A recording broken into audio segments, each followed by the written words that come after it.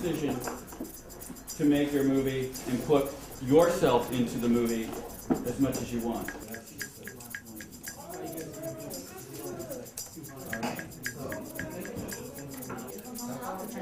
I think one of the most exciting things that's happened in the last year and a half is that Facing History is now part of the Digital Arts Alliance with Pearson Foundation. I want you to pay attention to is how every image really, really matches what he's saying. We felt like we would be a good match with Pearson Foundation because it brings learning alive for our students. I was really excited about the journey that the students were going to take.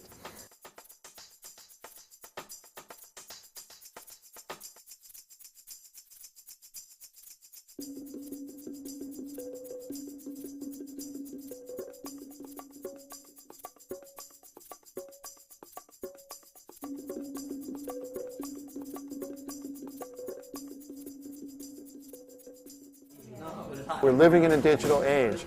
We're living in an age where students have access to more information than we've ever had before.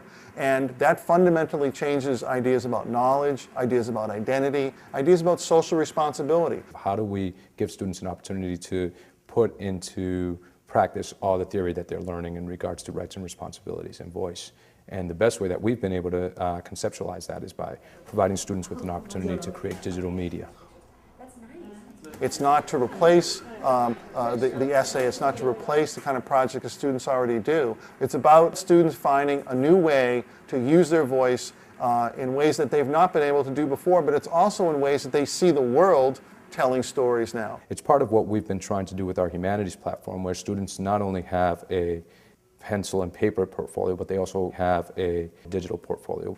What it is learning how to speak another language. The youth speaks a language of media, a very sophisticated language of media, using internet, using digital imagery and so forth. And so we need to learn how to speak their language if we want to reach them, if we want to educate them.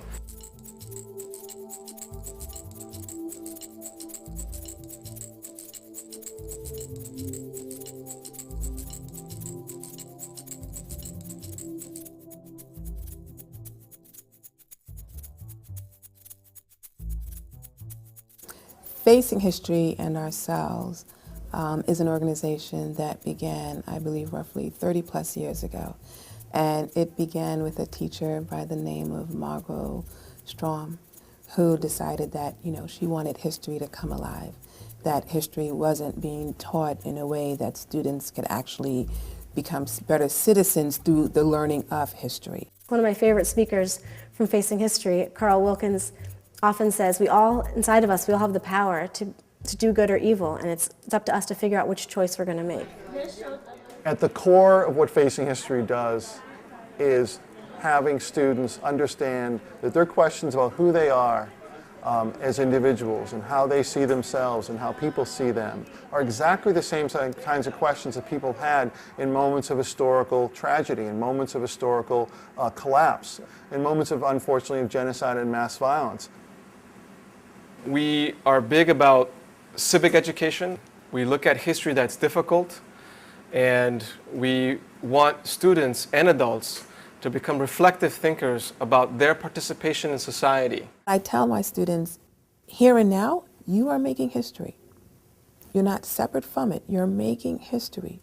When you read about something that has happened and you follow someone's story, you begin to think about, well, this is me now. What would I do? And that is the ourselves part.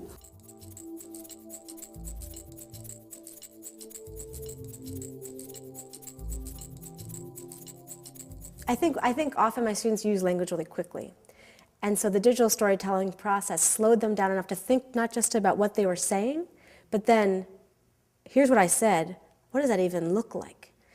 And that kind of intention, that kind of very discrete thinking, I believe got them to a different level, not just in their literacy, but in their abstract thought. The digital piece takes it 10 steps further than the writing piece. It allows students to be able to be the storytellers because it is the actual voice. That shows that I am an upstander because I know what is going on and I do something to try to stop it from happening.